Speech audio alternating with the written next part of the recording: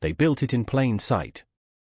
For 3 weeks in November 1942, Japanese engineers carved a combat airfield from a coconut plantation on New Georgia Island while American reconnaissance aircraft flew overhead, cameras rolling, seeing nothing but jungle.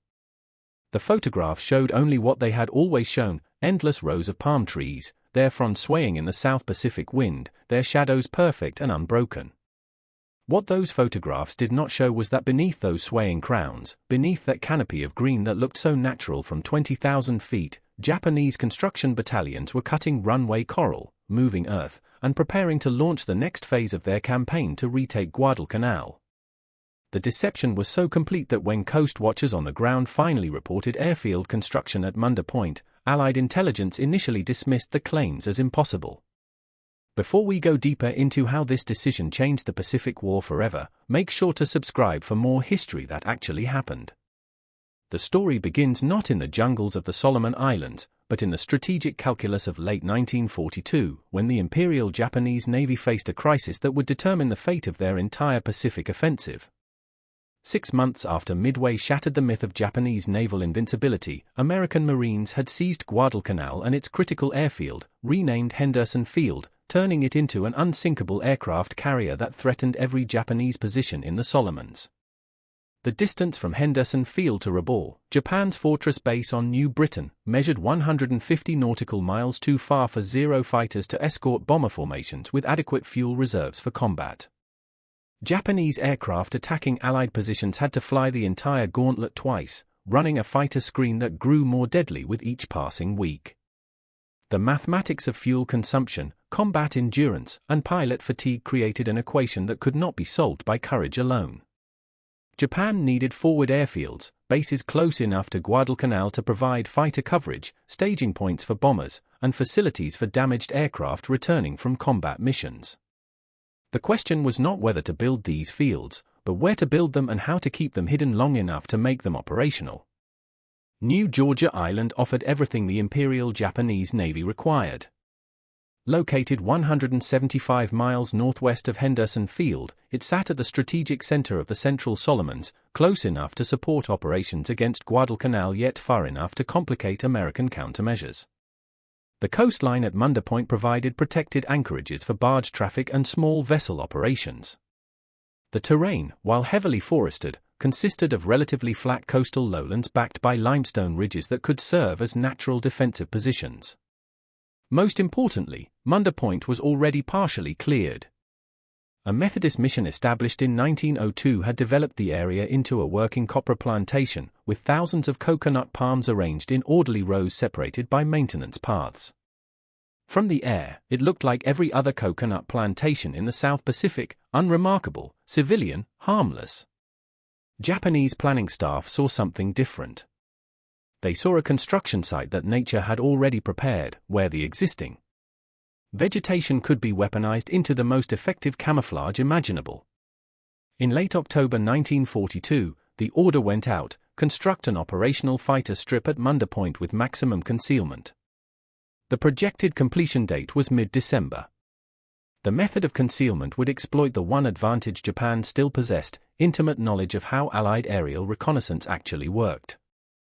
Understanding the deception requires understanding the technology and procedures of photo reconnaissance in 1942. American reconnaissance aircraft, primarily modified B-17 Flying Fortresses and a handful of F for Lightnings converted from P-38 fighters, flew missions at altitudes between 15,000 and 33,000 feet, depending on weather, enemy opposition, and camera equipment. The cameras themselves were K-17 or K-18 models, precision instruments manufactured by Fairchild or Folmer Greyflex, each capable of producing 9-inch by 9-inch negatives through a carefully calibrated lens assembly. At typical reconnaissance altitudes, these cameras generated images with ground resolution ratios of approximately 1 to 20,000, meaning that 1 inch on the photograph represented 20,000 inches, roughly 1,660 feet, on the ground. At that scale, individual aircraft appeared as tiny cruciform shapes. Buildings became geometric abstractions. Airfield runways, if visible at all, showed as faint linear features that could easily be mistaken for roads, paths, or natural terrain variations. The cameras recorded what existed at the moment the shutter opened, but they could not interpret context, could not distinguish between a coconut plantation and an airfield hidden beneath one. That interpretation depended entirely on human photo analysts, skilled technicians who examined prints through magnifying loupes, searching for the telltale signatures of military activity, geometric patterns too regular to be natural, shadows inconsistent with terrain, evidence of fresh earth movement, the glint of metal or glass, the tracks of vehicles, the dark lines of revetments or blast shelters. The Japanese plan exploited every limitation of this process. When the Sasebo 6th Special Naval Landing Force arrived at Munda on November 21, 1942, accompanied by construction units and labor battalions totaling approximately 1,500 men, they did not begin by clearing land. They began by preparing the camouflage that would make clearing invisible. Japanese engineers had studied coconut palm anatomy with the same precision they applied to aircraft design. A mature coconut palm stands 60 to 90 feet tall, with a crown of fronds extending outward from the top of a smooth, slightly curved trunk. The crown alone can span 20 to 30 feet in diameter, creating an overhead canopy that from the air appears as an unbroken field of green. The crucial insight was this: the crown could remain in position even after the trunk beneath it was cut, provided the crown itself was properly supported. Japanese engineers developed a technique that sounds absurd until you understand the physics involved. Using steel wire and rope, construction crews would climb adjacent palms and wire together the crowns of trees scheduled for removal, creating a linked network where each crown supported its neighbors. Once this network was established, engineers would cut the palm trunks at ground level, removing the entire trunk from beneath the still-living crown. The crown, held in place by tension from the wire network and support from adjacent trees, would remain suspended in its original position. From the ground, the deception was obvious: a palm crown hanging in midair with nothing beneath it. From 20,000 feet, photographed through a camera lens capturing images at 1,660 feet per inch of film, the crown appeared exactly as it always had, an unbroken part of the plantation canopy. The genius lay not in creating something false, but in removing reality while leaving its image intact. The construction process followed a carefully choreographed sequence designed to maintain the illusion through each phase of development. First, survey crews marked the runway alignment, a northwest to southeast orientation that would take advantage of prevailing winds while providing clear approach corridors over the water. The runway dimensions were specified as 3,282 feet long by 132 feet wide, sufficient for Mitsubishi A6M0 fighters and Mitsubishi G4M Betty bombers under combat load conditions. Once the alignment was marked, engineers wired the palm crowns along the entire runway corridor, creating a continuous canopy that would remain visually intact throughout construction. Only after the wiring was complete did the actual clearing begin. Construction battalions cut the palm trunks at ground level, then used block and tackle systems to drag the trunks laterally out from under their crowns, pulling them through gaps in the wired canopy to dispersal areas in the surrounding jungle.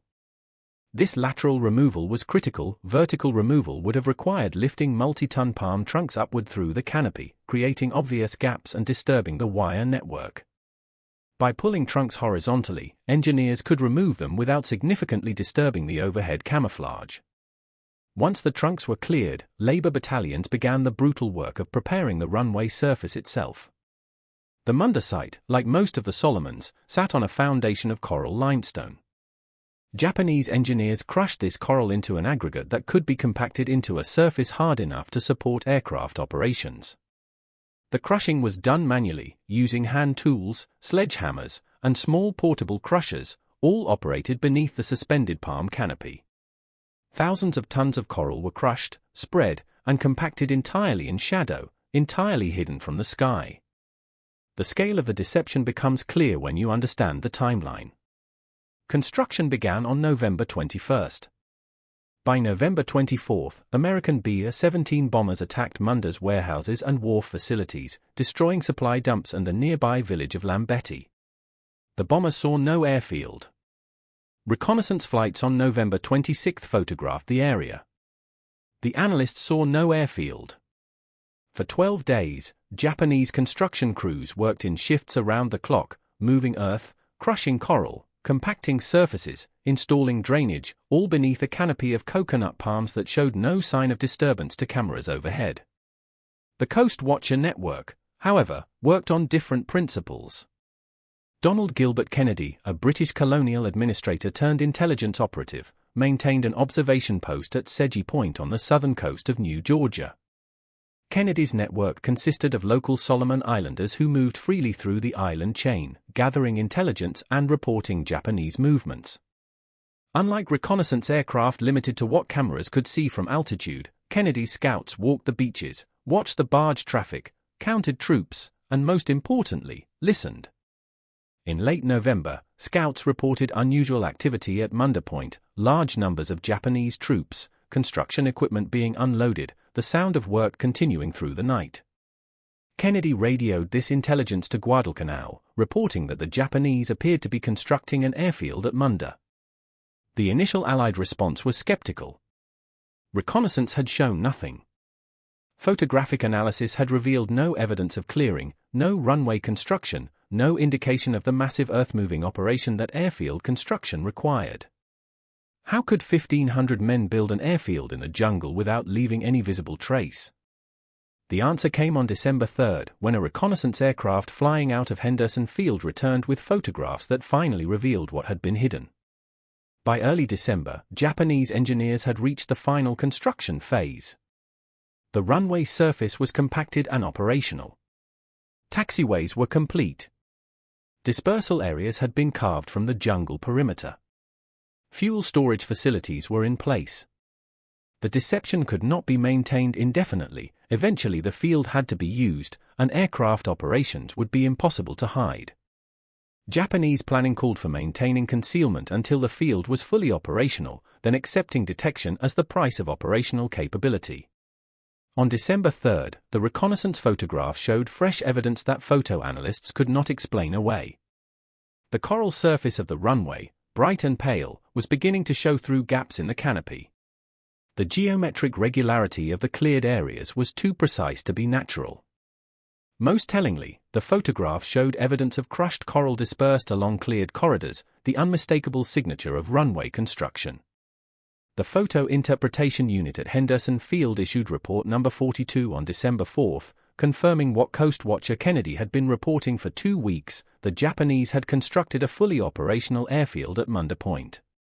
What the report could not explain was how such construction had proceeded undetected for nearly 3 weeks. That explanation would come later, after Allied forces captured Munda and engineers examined the construction site firsthand, finding the wire network still in place, the palm crown still suspended, the evidence of the most successful camouflage deception of the Solomon Islands campaign. The strategic implications of Munda's discovery transformed Allied operations planning. An operational Japanese airfield 175 miles from Henderson Field meant that Zero fighters could now escort bomber formations all the way to Guadalcanal with fuel reserves for extended combat. It meant damaged Japanese aircraft returning from raids would have an emergency landing site, reducing operational losses. It meant the Imperial Japanese Navy could stage fighters forward for coordinated strikes, concentrating force in ways that had been impossible when Rabaul was their nearest base. Most critically, it meant that the aerial balance of power in the Solomons had shifted. From Munda, Japanese fighters could intercept American reconnaissance flights, attack supply convoys, provide cover for the Tokyo Express destroyer runs that kept Japanese forces on Guadalcanal supplied despite American naval interdiction. Admiral William Halsey, Commander South Pacific Area, understood that Munda represented a direct threat to Allied control of Guadalcanal. The response had to be immediate, overwhelming, and sustained. Beginning on December 9, Allied aircraft from Henderson Field commenced what would become a relentless bombing campaign against Munda. B-17 Flying Fortresses from Espiritu Santo joined SBD Dauntless dive bombers and TBF Avenger torpedo bombers from Marine squadrons in daily strikes against the runway, dispersal areas, fuel dumps, and anti-aircraft positions. Within 1 month, Allied aircraft dropped between 150 and 200 tons of bombs on Munda and its surrounding installations. The attacks came by day and by night, disrupting operations, destroying aircraft on the ground, killing ground personnel, and cratering the runway in hundreds of places. Yet despite this continuous bombardment, Munda remained operational. On December 22, elements of the Imperial Japanese Navy's 252nd Air Group, Zeros from the carrier force now operating as land-based fighters, arrived at Munda and immediately engaged American aircraft attacking the field. On December 24, American dive bombers caught Japanese fighters taking off from Munda, shooting down 14 Zeros in a single engagement and destroying 2 more on the ground. Photo reconnaissance that afternoon showed the runway pockmarked with bomb craters and littered with wreckage. By December 31, the runway had been repaired and was operational for medium bombers. The pattern repeated throughout January and into February. Allied aircraft would crater the runway. Japanese engineers would fill the craters with coral and compact new surface. Allied bombers would return. Japanese repair crews would work through the night. The airfield that had taken 3 weeks to build in secret now proved nearly impossible to destroy from the air. The same coral that made excellent runway material also made excellent crater fill. The dispersed layout of the field, with aircraft hidden in individual revetments carved from the jungle perimeter, meant that even successful strikes rarely destroyed more than 1 or 2 aircraft. The anti-aircraft defenses grew stronger with each passing week as Japan reinforced Munda with additional gun positions, placing them on the surrounding islands and hillsides to create overlapping fields of fire that made low-level attacks suicidal and high-altitude bombing insufficiently accurate. Admiral Walden Ainsworth, commanding Task Force AFIRM, proposed a solution that aircraft alone could not achieve, a naval bombardment delivered at night, when Japanese fighters could not interfere, using the precision of naval gunfire to destroy installations that bombs could not reliably hit. The bombardment plan exploited several technological advantages. American cruisers carried SG surface search radar that could provide accurate range and bearing to shore targets even in complete darkness. The new proximity fuses being introduced on anti-aircraft ammunition promised devastating effectiveness against gun positions and area targets. Most importantly, naval rifles firing in flat trajectory could deliver shells horizontally into hardened positions that would survive bombs falling from altitude. The bombardment of Munda was planned for the night of January 4 to 5, 1943, coordinating surface forces, submarine navigation aids, and radar-equipped PBY Catalina aircraft for spotting. The submarine USS Greyback positioned herself 2 miles northwest of Banyeta Point on Rendover Island, serving as a navigational checkpoint that the bombardment force could verify by radar. 3 cruisers, USS Nashville, USS St. Louis, and USS Helena, accompanied by destroyers USS Fletcher and USS O'Bannon, approached Munda from the south, navigating by radar fixes on the surrounding islands. The night was dark, overcast, with passing rain squalls providing additional concealment. At 0102 on January 5, Nashville opened fire from 13,400 yards, her 6-inch rifles hurling high-explosive shells into the target area at a rate that turned night into flickering day. The stream of traces from her guns looked like a fiery hose played across the jungle, each round impacting with a flash that momentarily illuminated palm trees, buildings, runway surface. St. Louis followed at 0113, walking her salvos along the runway and into dispersal areas, starting fires that would burn for hours. Helena commenced firing at 0125, triggering a massive explosion that photo analysts later determined was either an ammunition dump or a fuel storage facility. The destroyers Fletcher and O'Bannon closed to 11,000 yards and added their 5-inch batteries to the bombardment, targeting beach installations and gun positions along the coast. For nearly an hour, American ships poured shells into Munda, delivering over 4,000 rounds of 6-inch and 5-inch ammunition into an area measuring roughly 3,000 feet by 1,500 feet. Japanese return fire was sporadic and ineffective, the gun crews blinded by muzzle flashes from their own weapons and unable to range targets beyond the illumination provided by American tracer rounds. When the bombardment ended at 0150, observers estimated that 95% of American shells had landed in the target area. Fires burned across the airfield. The runway was cratered in dozens of places. Buildings were destroyed. The Methodist mission that had stood since 1902 was obliterated. The bombardment force withdrew at 32 knots, racing south to gain distance from Japanese airbases before daylight would expose them to retaliatory strikes. The withdrawal was carefully planned to provide maximum fighter coverage from Henderson Field after dawn, with F-4F Wildcat fighters scheduled to rendezvous with the ships at first light. At 0936, approximately 50 miles south of Guadalcanal, the formation was attacked by HED-3A dive bombers that had approached from the direction of Henderson Field itself. Exploiting the one gap in radar coverage, friendly aircraft already in the area made it impossible to distinguish hostile from friendly contacts. The dive bombers concentrated on the trailing ships, scoring a direct hit on the New Zealand cruiser HMNZS Achilles that killed 13 men and wrecked a turret. American anti-aircraft fire shot down 3 Japanese aircraft, but the attack demonstrated that even successful bombardment operations carried significant risk in waters where Japan could still achieve local air superiority. The strategic question remained, had the bombardment achieved its objective? Reconnaissance photographs taken on January 6 showed devastating damage to Munda's facilities. The runway was cratered. Buildings were destroyed. Gun positions were wrecked. Analysts counted more than 200 shell impacts in the target area. Yet by January 7, less than 18 hours after the bombardment, Japanese aircraft were operating from Munda again. Repair crews had filled the craters, compacted new coral surface, and restored minimum operational capability. The airfield that had been built in secret beneath palm trees now proved almost indestructible from the sea as it had been from the air. The pattern of construction, concealment, detection, bombardment, and repair that characterized Munda's history reveals fundamental truths about the nature of warfare in the Pacific. Japan's success in hiding the initial construction demonstrated that even in an era of aerial reconnaissance, deception remained possible when camouflage exploited the specific limitations of detection technology.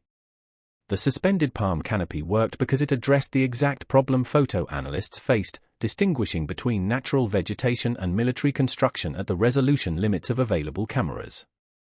The technique required detailed knowledge of both botany and photo interpretation, an understanding of how images translate from three-dimensional reality to two-dimensional film, and the engineering skill to implement a solution that sounds impossible but functions perfectly. It required, in essence, the same combination of technical expertise and innovative thinking that characterized Japanese engineering throughout the Pacific War, from the oxygen torpedo to the Zero fighter to the super battleship Yamato. The deception succeeded not through technological sophistication, the tools were wire, rope, and manual labor, but through conceptual sophistication, through understanding the enemy's perception apparatus and defeating it at the cognitive level rather than the physical level. Yet the same factors that allowed Japan to hide Munda's construction made the completed airfield vulnerable to sustained attack. The coral surface that could be quickly repaired also cratered easily under bombardment. The dispersed layout that reduced vulnerability to individual strikes also reduced operational efficiency, forcing aircraft to taxi long distances to reach the runway. The jungle perimeter that provided concealment also limited expansion. Munda could never grow beyond its initial dimensions without massive clearing that would be immediately visible to reconnaissance. Most critically, the airfield's location placed it within range of Henderson Field, meaning that Allied aircraft could attack Munda multiple times daily while Japanese aircraft based at Rabaul could strike Henderson only after flying more than 500 miles each way. The mathematics of operational tempo favored the defender with the shorter logistics chain. Despite continuous Japanese efforts to neutralize Munda through bombardment, the airfield remained operational throughout early 1943, serving as a forward staging base for fighters and a recovery field for damaged bombers.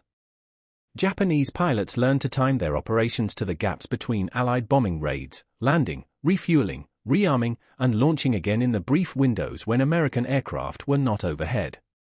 Maintenance crews worked through the night, filling craters by lantern light, dragging wrecked aircraft from the runway, repairing battle damage under conditions that would have seemed impossible at any established air base. The field that had been built by deception was now sustained by determination, by the willingness of engineers and ground crews to work under bombardment that killed them regularly and destroyed their work almost as fast as they could complete it. The strategic calculus that led to Munda's construction proved flawed in ways that Japanese planning had not anticipated. An airfield 175 miles from Henderson provided better range for fighter operations, but it also created a target that Allied forces could attack with overwhelming force. Every Zero stationed at Munda was a Zero that could not defend Rabaul. Every bomb dropped on Munda was a bomb that did not fall on Japanese shipping. The airfield became a magnet for Allied air power, absorbing attacks that might otherwise have interdicted supply lines or struck bases farther north. In effect, Munda served Allied strategy by providing a fixed target that Japanese forces had to defend, tying down aircraft, personnel, and resources in a battle of attrition that Japan could not win. By March 1943, American planning staff had concluded that Munda represented not just a tactical problem but a strategic opportunity. Rather than continuing indefinite bombardment, Allied forces would seize Munda through amphibious assault, turning Japan's forward airfield into an American base that would extend Allied fighter coverage deeper into the Central Solomons. The decision initiated planning for Operation Toenails, the new Georgia campaign that would culminate in the assault on Munda Point. The campaign began on June 30, 1943, with Allied landings at multiple points around New Georgia. American strategy called for isolating Munda by seizing surrounding areas, then advancing overland through the jungle to assault the airfield from multiple directions. Japanese defenders, understanding that Munda was the campaign's strategic objective, fortified the airfield perimeter with a defensive network that exploited every advantage of terrain. Bunkers built from coconut logs and sandbags created strong points that were nearly invisible until attackers were within grenade range. Interconnected trenches allowed defenders to shift position without exposure. Artillery zeroed on likely approach routes could deliver devastating fire on any assault. The jungle itself became a weapon. Visibility limited to 30 feet meant that combat occurred at ranges where marksmanship mattered less than firepower, where a defender in a prepared position held every advantage. American forces advancing on Munda discovered that the same terrain that had hidden the airfield's construction now concealed its defenders. Units became disoriented in the jungle, lost contact with adjacent formations, stumbled into ambushes that killed soldiers before they understood they were under fire. The assault that planners had projected would take days extended into weeks of brutal combat that recalled the worst conditions of Guadalcanal. The battle for Munda Point lasted from July 2 to August 5, 1943, and cost the U.S. Army 14 Corps over 1,100 casualties killed and wounded. Japanese defenders, outnumbered and cut off from reinforcement, fought with a ferocity born of understanding that retreat was impossible. When American forces finally overran the airfield perimeter on August 1, they found a position that artillery and aerial bombardment had transformed into a moonscape of craters, shattered trees, and the wreckage of aircraft, vehicles, and fortifications. The Methodist mission was gone. The coconut plantation was gone. The elegant deception of suspended palm canopies had vanished under months of bombardment that had turned Munda into the most heavily bombed target in the Solomons. Engineers from the Naval Construction Battalions, the CBs, who examined the captured airfield found evidence of the wire networks that had supported the camouflage, fragments of the deception that had started the entire campaign. They found something else as well. Buried in the bomb-damaged runway surface, compacted into the coral aggregate, were palm trunks that Japanese engineers had used as fill material, the same trunks that had been cut away during the original construction.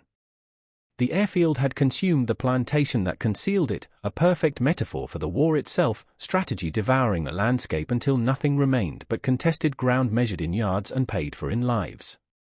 American forces commenced immediate repairs to Munda, reversing the damage that months of Allied bombing had inflicted on the position they now needed to operate. CB battalions filled craters, extended the runway, constructed taxiways and hardstands, installed fuel storage, built maintenance facilities, and transformed the position from a Japanese forward base into an Allied strongpoint. On August 13, Pa-40 Warhawk fighters from the 44th Fighter Squadron became the first Allied aircraft to operate from Munda, flying combat patrols over the surrounding islands. By September, the field was handling daily operations by Marine F-4U Corsair fighters, Navy dive bombers, and Army medium bombers, reversing the strategic equation that had made Munda valuable to Japan. Now Allied fighters based at Munda could escort bombers all the way to Rabaul, could intercept Japanese reconnaissance, could provide cover for the next amphibious operation up the Solomon chain. The airfield that Japan had built to threaten Guadalcanal became the airfield that enabled Allied advance toward Rabaul, the same pattern of capture and reversal that would characterize island warfare throughout the Pacific. The story of Munda demonstrates both the possibilities and the limits of deception in modern warfare. Japanese success in concealing the airfield's construction proved that even sophisticated reconnaissance could be defeated when camouflage addressed the specific technical limitations of detection systems.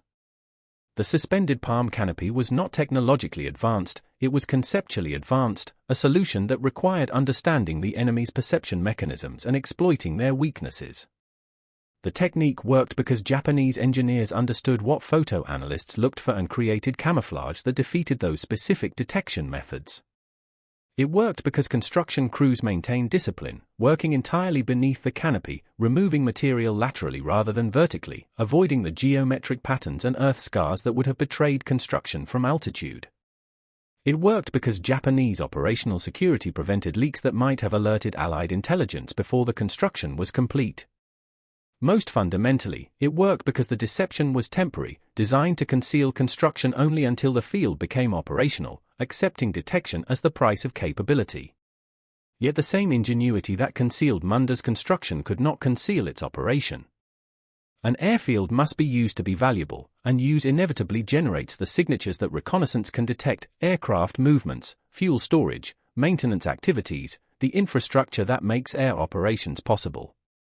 Japan's camouflage gave them 3 weeks of undetected construction time, enough to complete the field before Allied forces could interdict the work. It could not give them an airfield that could survive sustained bombardment while remaining operational.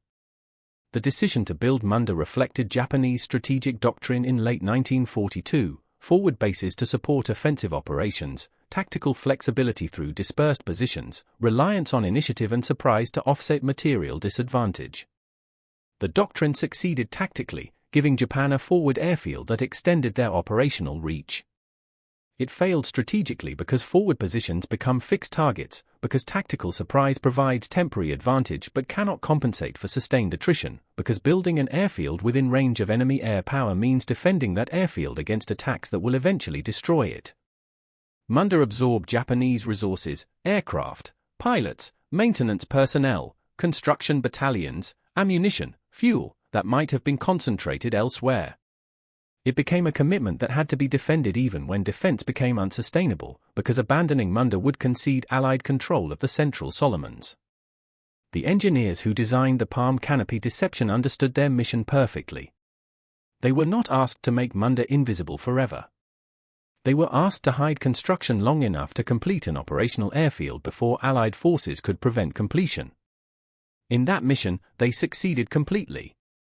The Coast Watcher reports that eventually revealed the construction came too late to stop it. Allied bombardment that followed detection damaged but did not destroy the field. American forces had to seize Munda through ground assault, paying in casualties for terrain that might have been denied to Japan if the airfield had been detected and interdicted during construction. From that perspective, the camouflage achieved everything Japanese planning required. It bought time. It created operational capability. It forced Allied response that diverted resources from other objectives. The fact that Munda eventually fell to American assault does not diminish the success of the deception, it demonstrates that tactical innovation cannot overcome strategic disadvantage, that hiding an airfield during construction does not make the airfield sustainable under sustained attack, that deception provides opportunity but victory requires resources, reinforcement, an operational tempo that Japan increasingly lacked as 1942 became 1943. The technical lessons of Munda influenced camouflage practice throughout the Pacific War. Both sides studied the suspended canopy technique and its vulnerabilities. American forces developing dummy airfields to deceive Japanese reconnaissance applied similar principles, creating the appearance of reality while hiding actual facilities elsewhere. Japanese forces constructing positions on Peileiu, Iwo Jima, and Okinawa refined camouflage to even greater extremes, building entire defensive networks underground, creating fortifications that were invisible until American forces were directly on top of them. The evolution from Munda's hidden airfield to Iwo Jima's invisible bunkers represents not abandonment of camouflage principles but their refinement. Where Munda hid construction temporarily, later positions attempted to hide everything permanently, transforming entire islands into fortresses where every cave concealed guns, where every ridge hid tunnels, where defenders could survive bombardment that would have obliterated any surface position. The strategic failure of these positions, all eventually captured despite massive defensive preparations, demonstrates the same lesson that Munda taught: camouflage and fortification can delay defeat but cannot prevent it when the attacker possesses overwhelming material superiority and willingness to pay the cost of assault. Yet within that larger pattern of strategic failure lies a profound truth about human ingenuity under constraint. The engineers who wired palm crowns into suspended canopies worked with minimal resources, using hand tools and manual labor to solve a problem that seemed impossible. They succeeded not through technology but through understanding of how reconnaissance worked, how photo interpretation functioned, how images translated from reality to film, how human perception could be deceived by preserving appearances while removing substance. That understanding produced a solution elegant in its simplicity and devastating in its effectiveness. For 3 weeks in November 1942, Japanese engineers made an airfield invisible by the simple expedient of leaving the jungle canopy intact while removing everything beneath it. They defeated sophisticated reconnaissance with wire, rope, and patience. They proved that in warfare, as in engineering, the solution to impossible problems often lies not in matching the enemy's technology but in understanding its limitations and exploiting them with tools the enemy does not expect. The suspended palm canopy represented that kind of thinking: lateral, innovative, focused on the specific vulnerability of the specific detection system being employed against them. The photo analysts who finally detected Munda understood how close they had come to missing it entirely. The December 3 photographs that revealed the airfield showed construction that was nearly complete, that had proceeded for 2 weeks beneath canopy that looked entirely normal at reconnaissance altitude. Had Japanese engineers been able to maintain the deception for another week, Munda would have been fully operational before detection, would have launched its first combat missions before Allied forces understood the field existed. The margin between success and failure measured in days, in the time required for crushed coral to show through gaps in the canopy, for the geometric regularity of the runway to become apparent against the organic irregularity of the jungle. That margin demonstrates how effective the camouflage was. It failed not because it was conceptually flawed but because it could not be maintained through the final phase of construction when the runway had to be exposed for aircraft operations. The engineers who designed it understood that limitation. They designed the camouflage to hide construction, knowing that operation would require exposure, betting that they could complete the field before Allied forces could prevent completion. They won that bet. Munda became operational. The strategic consequences flowed from that operational capability: Allied resources diverted to bombardment, the new Georgia campaign initiated to capture the field, casualties taken on both sides in the battle for terrain that Japan had seized through deception and defended through determination. The broader impact of Munda extended beyond the tactical level. The airfield's construction demonstrated Japanese commitment to defending the Solomons, to contesting Allied advance, to maintaining positions that American planners had assumed would be abandoned as untenable. That commitment forced Allied strategy to shift from bypassing Japanese strongpoints to directly assaulting them, from island hopping past defended positions to systematically reducing every base that could threaten Allied logistics. The shift prolonged the Solomons campaign, increased casualties, absorbed resources, and delayed operations farther up the chain. From Japan's strategic perspective, that delay was valuable even if the positions eventually fell. Every month Allied forces spent capturing Munda was a month they were not advancing toward Rabaul, toward the Philippines, toward the home islands. The calculus of attrition warfare suggested that forcing America to pay maximum cost for minimum gain might eventually exhaust American willingness to continue the offensive. The calculus proved wrong. American industrial capacity, manpower reserves, and strategic patience exceeded anything Japanese planning had anticipated, but the strategy was not inherently irrational.